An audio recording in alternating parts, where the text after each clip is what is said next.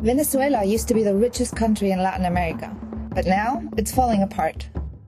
If you've turned on the news lately, you've probably seen stories about protests, food shortages, and massive inflation. So how did Venezuela go from this to this? Venezuela has the world's largest oil reserves, and oil exports make up over 95% of the country's income. Meaning, if it doesn't sell oil, there's no money to spend. On top of that, Venezuela hasn't been taking good care of its oil facilities, and the state-run oil company hasn't paid its subsidiaries. So these companies started producing less oil, a lot less. The oil price has also plummeted, which leads us to the next problem: how Venezuela uses its money.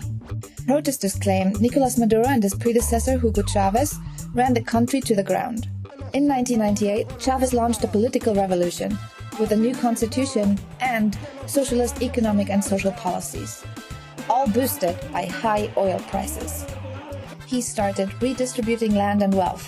He nationalized oil, finance, agricultural and industrial companies. He fixed prices and devalued the exchange rate with the US dollar.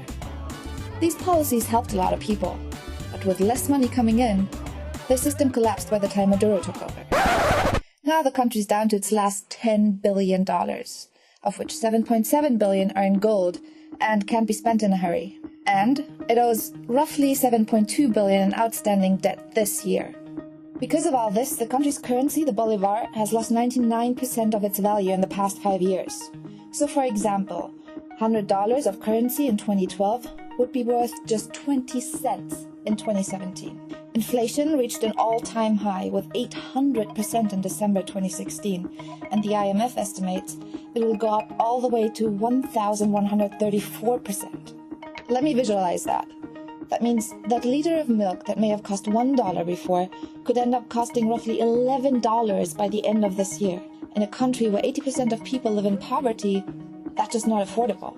And it makes things especially hard if you're a country that gets most of its food from abroad. Food and supplies have become so scarce as a result of inflation and price controls, they're being sold on the black market instead of in stores. With a large part of the country on the brink of starvation, food trafficking has become the biggest business in Venezuela. So Maduro put the military in charge of managing the country's food supply.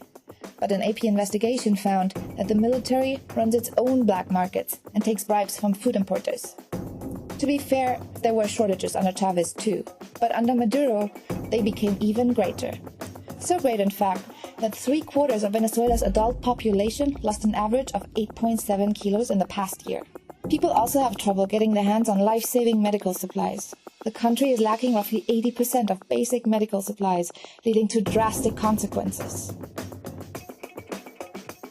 Venezuela is in the middle of a vicious cycle of bad policies and worse luck. It's been at the top of the World Misery Index for 3 consecutive years. So then, why is Maduro still in power? Venezuela's poorest haven't taken to the streets so far. They're afraid to lose some of the benefits they gained under Chavez. And Maduro's support base goes beyond just the poor. He has the military on his side because he's been keeping them happy by providing jobs, food, and basic supplies. Empowered by the support, he's been accusing the opposition of encouraging violence and training children for terrorist groups, which is what he likes to call the protesters. Now, he wants to create a popular assembly that can rewrite the constitution, and he declared a state of emergency. The opposition is afraid the assembly will be entirely made up of pro-Maduro parties, so they're calling for new elections and Maduro's resignation.